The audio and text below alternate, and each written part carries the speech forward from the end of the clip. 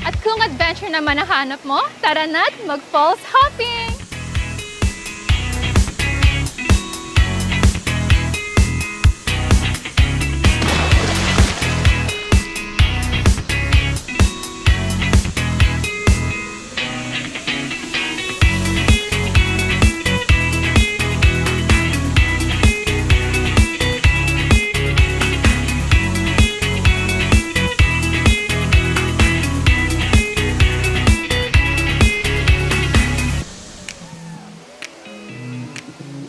May tatlong falls kami dito sa Bolinao, ang Bolinao Falls 1, 2, and 3. At magkakatabi lang mga falls na to, kaya pwede nyo silang puntahan sa loob ng kalahating araw.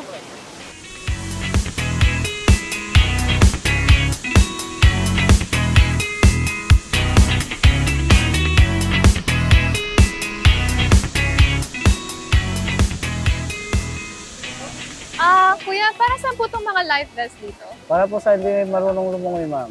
Okay. So ano po yung mga water activities niyo dito sa May falls? mga basa po, may kawayan para gusto lang magpaano sa falls. Makapunta sila doon. Para sa falls massage ba yun? Opo. Okay. Meron din kayong kayak, kuya. So magkano po yung rent ng kayak? Ang kayak po, 150 po. Yung balsa po, 300 po. Okay. May 150 mag-assist per din po. hour? Or the Per hour whole po. stay na? Per hour. Okay. So, Yung aside from kayak and balsa, ano pa kuya yung pwedeng gawin dito? dito, Oo. doon lang po, mag-swimming. Swimming.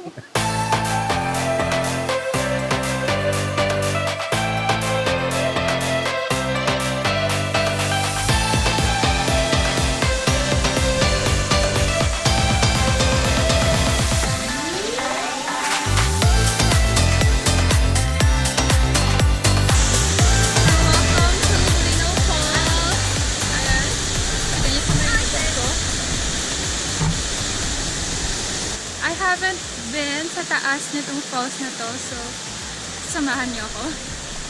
Pero hindi ako tatalon.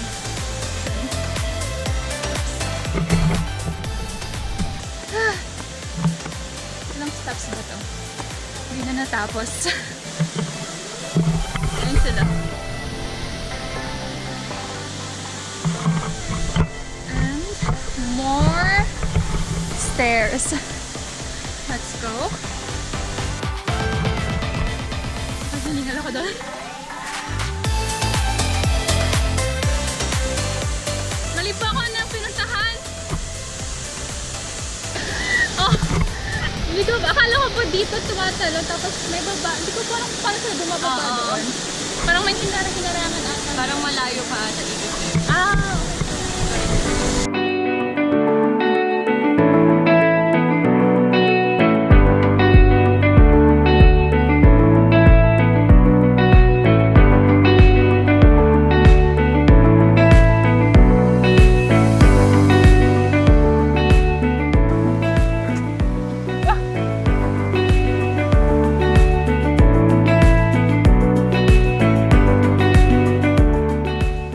Sobrang linaw po ng water dito.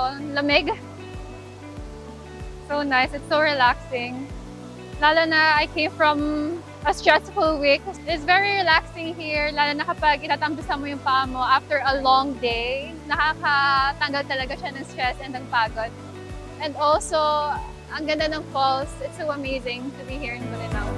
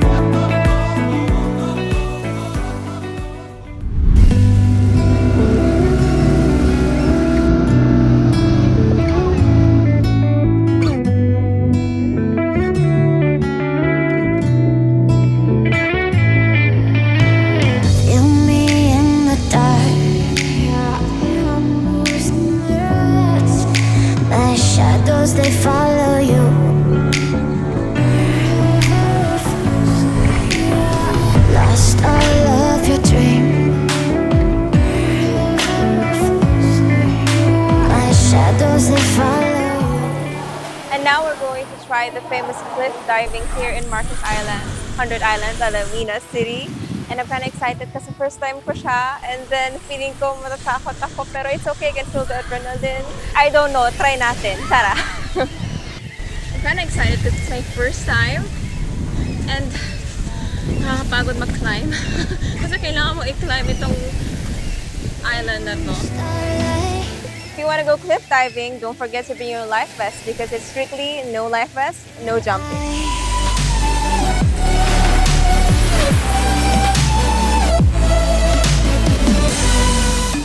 I love my job! Hindi ako marunong lumangoy. I don't know how to swim, but I know how to survive. Go!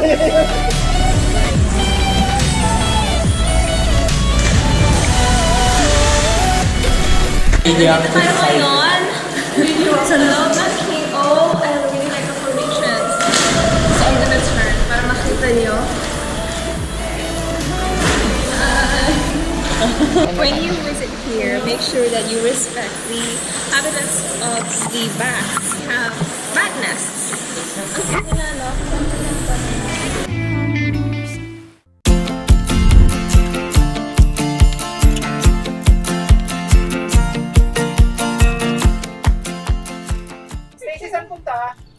To the moon!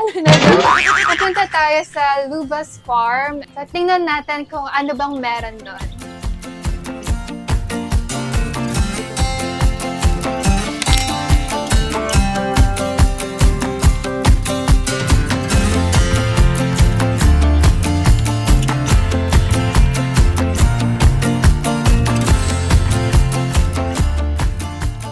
Dito, nakita ko kanina itong flower of bed. Sobrang natuwa ako. So, pipitas ako na isa. Sana hindi pa ako pagalitan. And then, ang ganda. Dito to sa Lubas Farm, makikita. And iba't ibang colors, like may pink, may red. So, thank you po for the flower.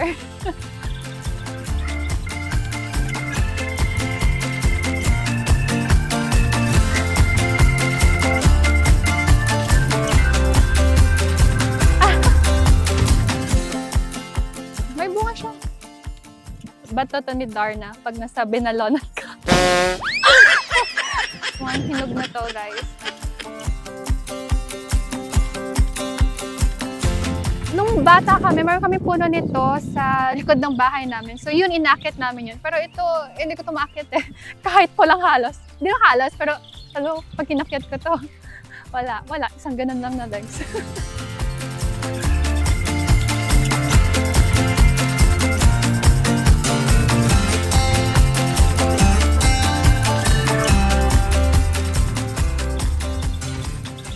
Instagram-worthy ba na kubo ang hanap nyo? Well, nakikita nyo dito sa aking likod. Matatagpuan yan dito sa Lubas Farm.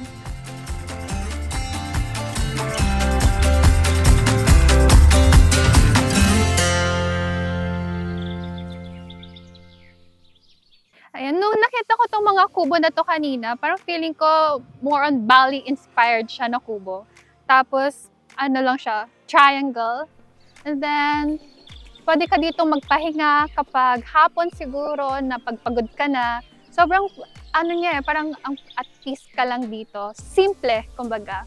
So yeah, if andito ka sa Lubas Farm, try to go here tapos Instagram worthy to.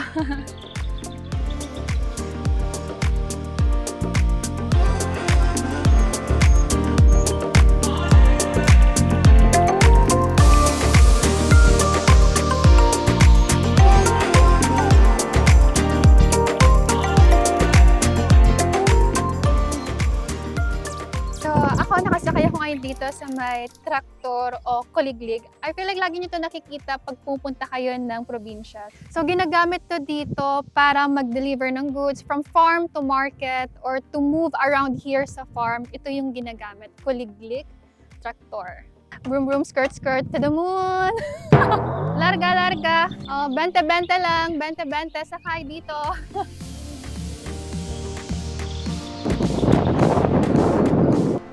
You know what? If you wanted to reconnect back to nature, masasuggest ko sa inyo ang Lubas Farm because nung pagpunta ko pa lang dito, yung papunta niya is already bumubungad sa akin yung mga mountains, yung mga puno, and everywhere I look dito, mga green, and then there's farm animals, and then kanina I saw some bed of flowers, which is sobrang nakakatuwa siya. Mga rice corn, meron din. Akalain nyo ba na meron ganito sa Binalonan? Sobrang ganda. It's so relaxing. And then, ang dami mong makikita dito na mag-reconnect sa'yo sa nature.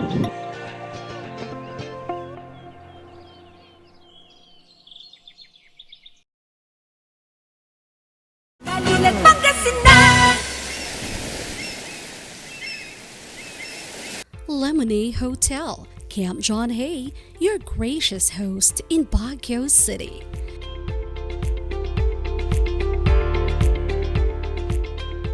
For inquiries and reservations, call us at 0917-526-7049 or 074-300-6525 or email us at rsvn.lemonade@amg.com.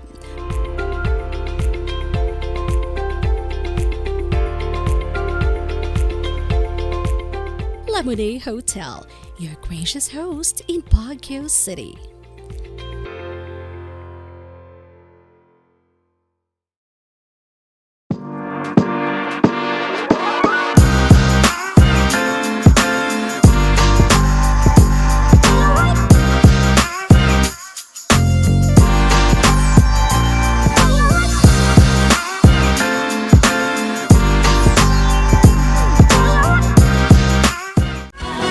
Pangasinan!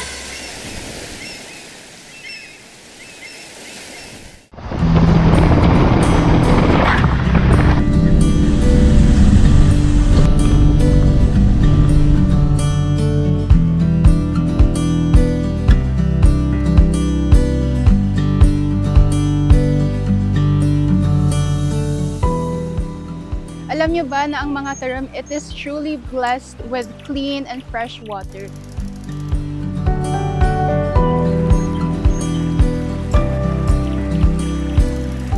Meron tayo ditong perfect scenery that will humble you and make you appreciate the simplicity of life.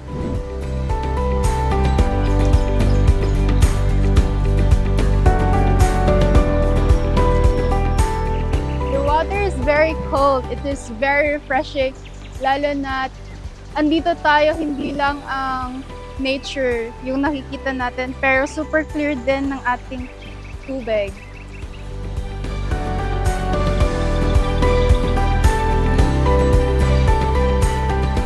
Sarap maligo. Ano? Tapos kung titingnan nyo, very clear. Mga bato, nakikita natin. Parang gusto kong mag-collecta ng pangkilad natin. Yung mga maliliit. Ay, go.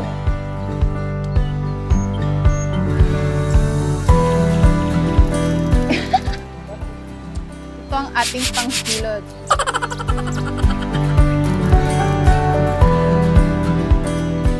Well, nakikita natin doon na napaka-green ng tubig, and dahil dyan, it will only represent na fresh and super clean talaga ng Pacalat River.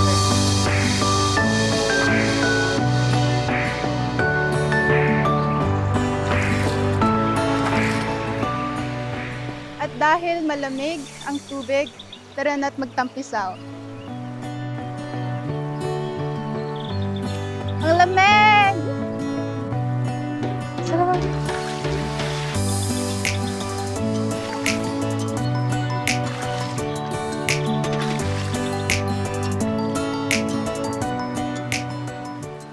Parang cute dun sa hanging bridge, oh. Tara, punta natin.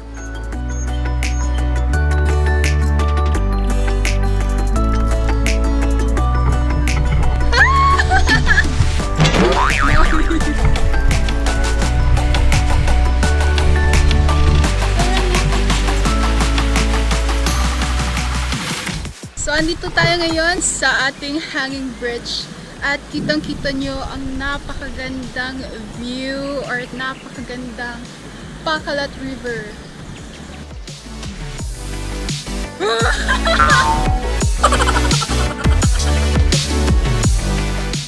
pagkatapos natin mamasyal at nakikita nyo ang overlooking view ng ating river.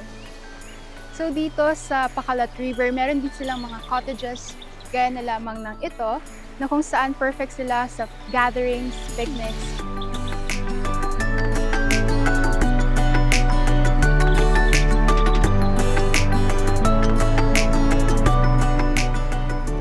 Bali, ang binabalik-balikan po ng mga tao dito is yung ambience, yung tahimik na lugar, yung malinis na ilog namin dahil isa ito sa pinaka-cleanest river dito sa Pangasinan.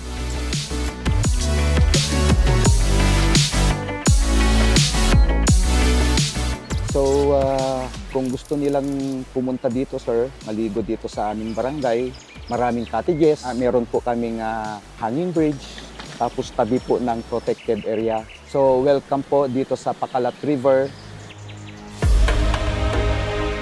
So meron din po tayo ditong irigasyon na ginawa po nilang paliguan na perfect din sa ating mga fun water adventures.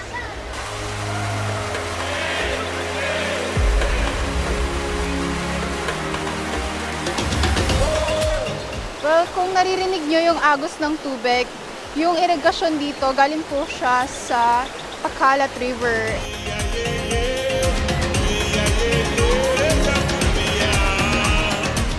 Well, kung nakita nyo yung mga batang tumalon, parang they represent the beauty of life. Very simple ang kanilang buhay, pero nakikita mo sa mga ngiti nila na super saya nila at kontento sila sa kung anong buhay sila meron ngayon.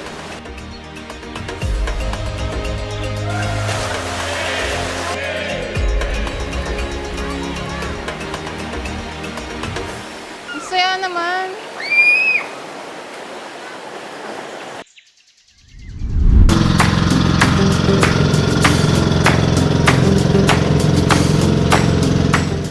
So guys, umpisahan natin ang biyahe. First step, Balaki Islands.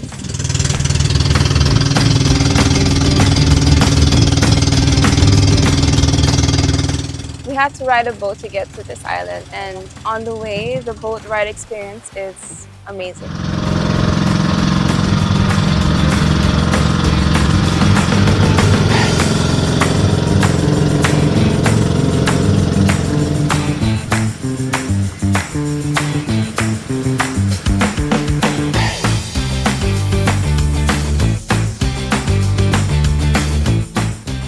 So after 25 minutes ng boat biyahe, nandito na tayo sa Balaki Island. Don't hide your face, yeah. Only dreams and the sky is all I wanted. Just have a kiss, yeah. And my dreams next to you is all I wanted. Rest one time, let's go down to Hindi lang ba adventure ang hanap mo, kundi pagtuklas din ng kakaibang yaman? Tara, let's walk along the unspoiled beach, dive into the crystal clear water, and immerse yourself into the serenity of nature. Samahan niyo ako lakbayin ang ganda ng Balaki Island. It's time for love. It's time for Here in Balaki Island, as you can see, the waters are crystal clear. You can even see the different shades of water. I think they indicate the depth and also the coral reef. Don't hide your hands, yeah. You can hug the Nung unang panahon pa tinatawag nilang balaki to. Maraming nahuli dito na isda na kaya tinawag na balaki. Nahuli po dito sa mga paligid nitong island na to. Libre po ng pumunta po dito. At least pag nagpaalam sa LGU, libre silang pumunta dito at mayroon pa silang tour guide. Malinaw po ang paligid nitong Balaki Island. Mayroon kang makikita sa paligid ng Balaki ng mga corals. Yung mga buhangin po dito, malinaw at saka puting-puting siya.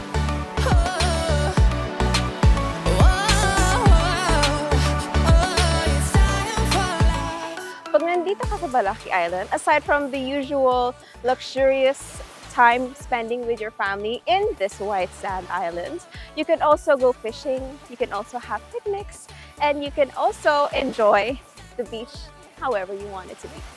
The lush serenity creates a picture-perfect setting. Experience the untouched beauty of this coastal paradise.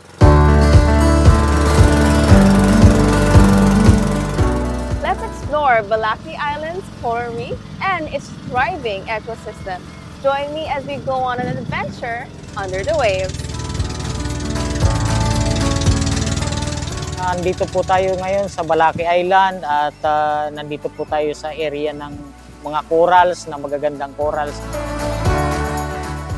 So ayun guys, kitang-kita ang mga corals dito in all shapes and sizes. Even on the boat, you really can see the reefs because of the clear water. Oh, tingnan mo, ang ganda! Binabantayan po namin ito dahil isa po ito sa atraksyon ng aming bayan. Marami pong dumadayo dito. Ito nga po yung corals namin, ang isa sa dinadive nila at tinitignan nila kasi magaganda po yung corals namin dito. Pinipreserve po ito namin sa mga susunod na henerasyon.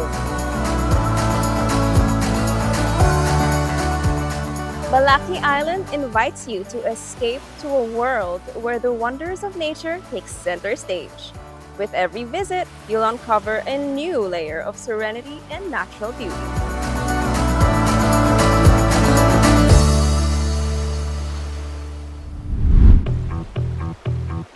We don't really know where the world is gonna go.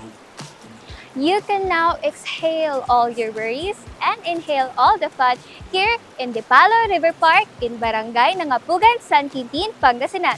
Tara na! It's not for too long, got to keep on. Don't really know where the world is gonna go. I know everybody knows that you can't stop. Wow! Sobrang ganda dito! Tapos nakita nyo, sobrang bilis nung agos ng water.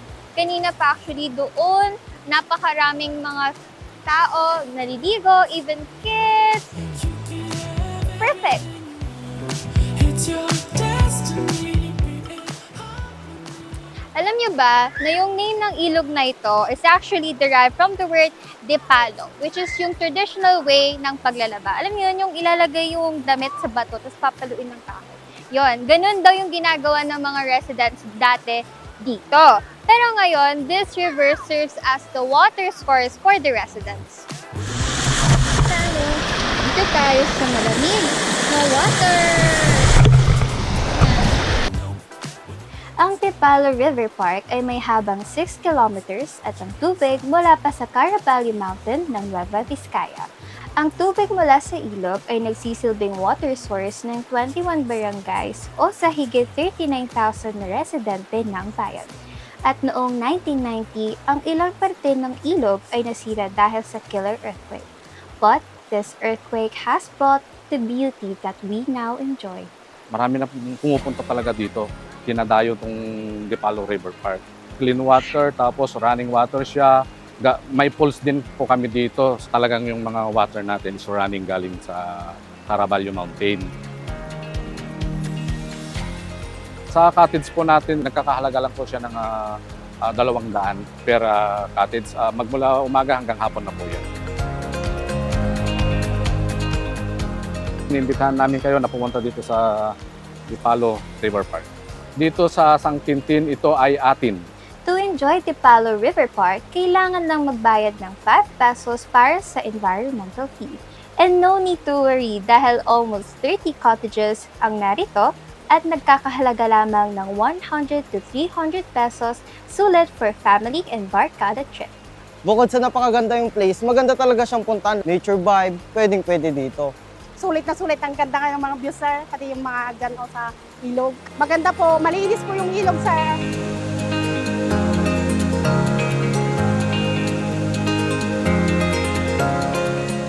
Yung baba po nitong river na to is puro siya bato. Sobrang lamig talaga ng tubig, sobrang refreshing niya sa feeling. Tapos, kita mo yung agos ng water, para kang inaalon ng water. Sobrang saya niya.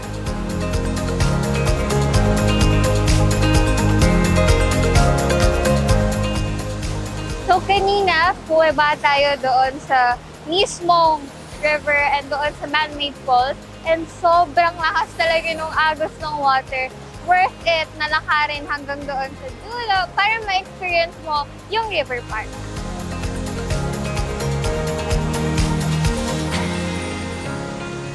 So if ever na mapadpad kayo dito sa San Quintin, dapat talaga na bisitahin nyo itong Dipala River Park para ma-experience nyo yung water adventure dito.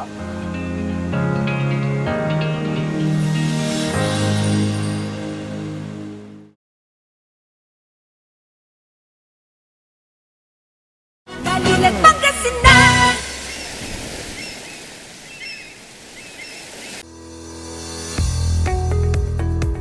Looking for a place to stay in Baguio City? Find your calm at Hotel Supreme. A good dip at their pool.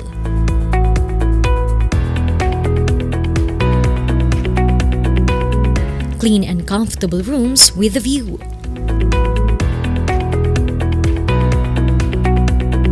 Accommodating staff.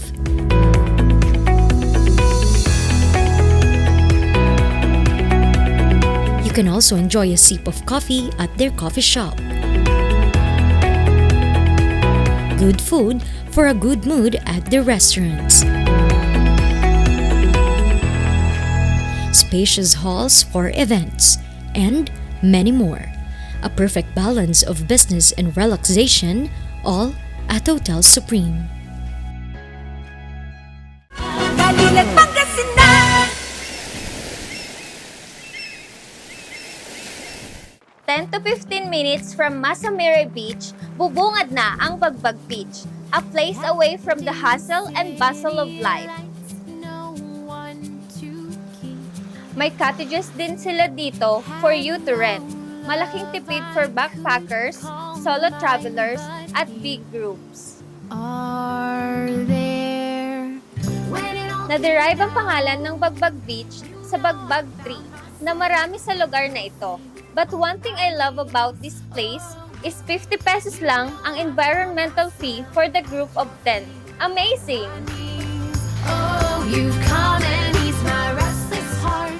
Nagtingin kami ng maganda-ganda at saka medyo malayo sa amin na beach. And the place, medyo tahimik siya. Aside from the fact na makikita natin clear ang water dito sa Bagbag Beach, makikita naman natin sa likuran ko o matatanaw natin ang ilan sa mga isla sa 100 Island. At makikita rin natin ang isang pinagmamalaki ng Sual Pangasinan na Little Batanes of the North. A moment away from our busy life is what we crave for. A place where we can escape and let our worries fly. Truly, Sual searching is the best.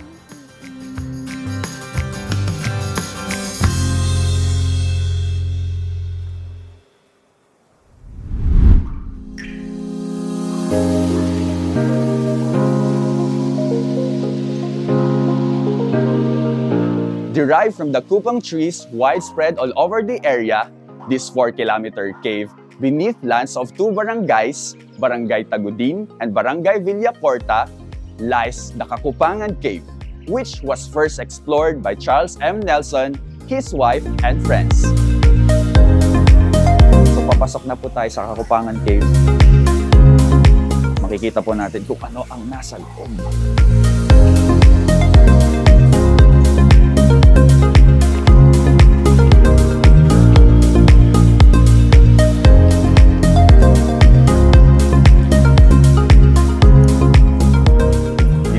Ready to get soaked because the water level inside the cave may vary depending on the season. So sa loob ng Kakupangan Cave, may mga makikita tayong tubo.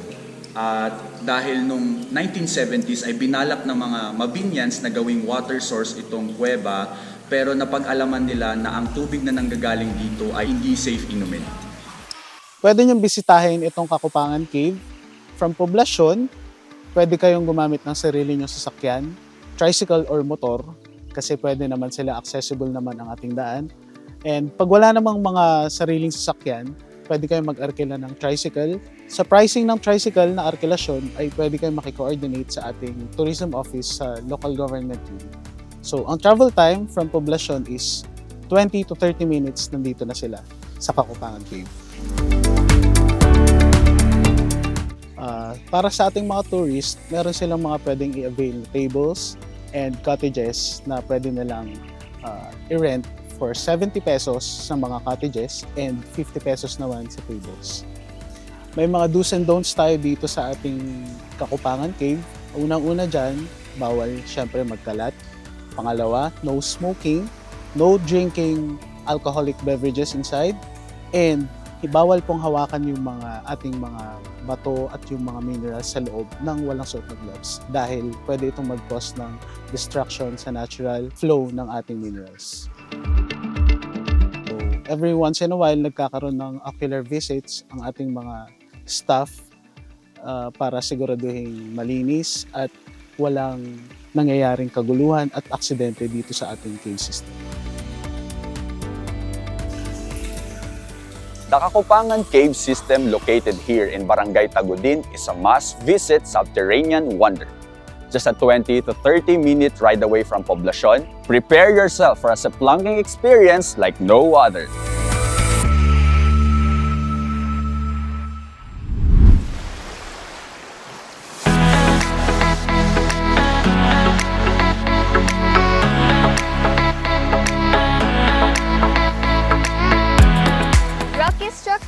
Mind-blowing grandeur of the sea endowed with a thriving marine ecosystem, making it ideal for snorkeling and scuba diving. Just 30 to 40 minutes from the town proper, you will feel the enchanting vibe of the allure of Surit Beach. Woo!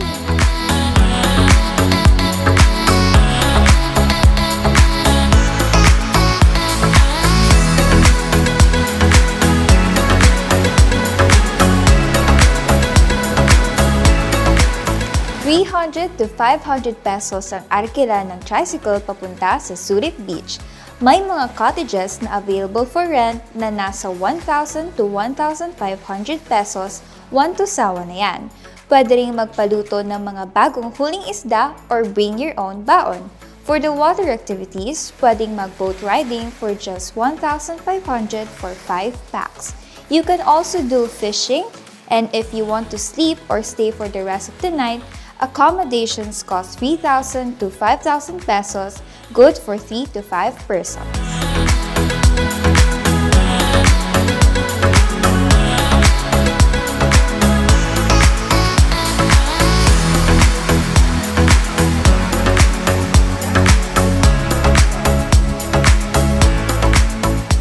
Binabantay namin sir yung mga bisita, inaalalayan sir. Tapos pinanatili namin na malinis yung dagat sir. Saka yung mga laman dagat, mga mahal na araw sir, ang marami. At saka pag bakasyon, lahat panatilin na malinis, huwag magtapon ng mga basura sir. Yung mga galing lang sa laot sir, yung mga plastic na buti, ganun lumilitaw, kung minsan napapadpad dito, kung saan galing naman yun sir.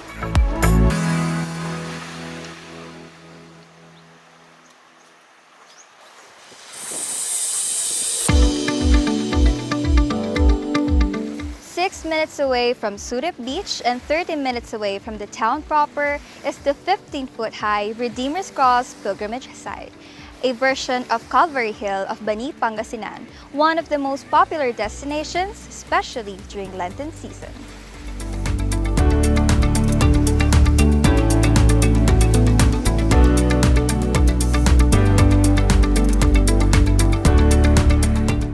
Ang area daw na ito dati ay puro gubat, maraming puno, maraming dahon, at para makita mo ang West Philippine Sea ay kailangan mong sumilip. Doon actually nanggaling ang pangalan na Sitio Surip kung saan located ang Surit Beach.